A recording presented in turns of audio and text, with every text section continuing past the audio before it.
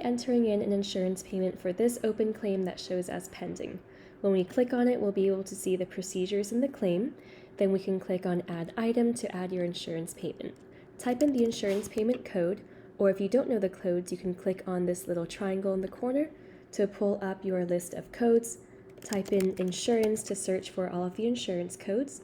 These three come standard with the software, but you can create your own by going to Settings, Fee Schedule, Internal Codes, and add a code under the payment section and mark it as an insurance payment. Now back to our payment for today.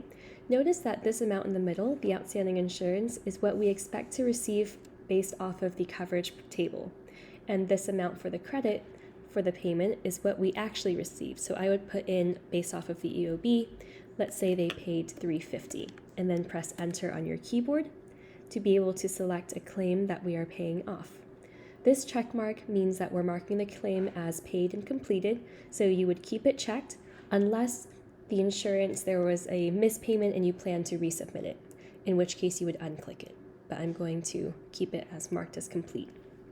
Here we have the amount that the insurance paid, $350. This insurance paid column is based off of what we are expecting. So we were expecting $364.50, but now I would go in and change by hand what we actually received according to the EOB. And then this adjustment column will automatically adjust off the balance. So the difference between the charges, insurance paid, and adjustment would zero out the procedure. I can change these by hand. If I want to have a certain adjustment amount that is not zero, that would go to the balance for the patient to pay. Or I can turn off the adjustment column in total so that the entire remaining balance goes to the patient.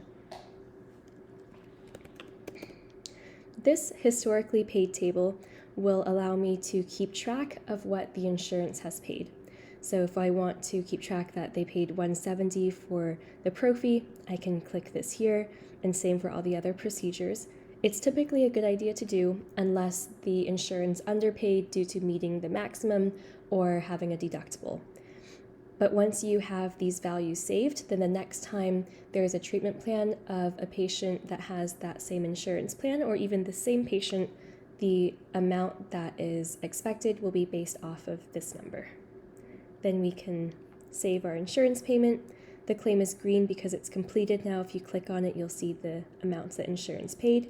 We have our payment, we have our adjustment, and if we go over to our insurance tab and search for one of the procedures that were paid, you can see on the right side, historically paid, the amounts that we saved from that claim payment so that we have them for next time.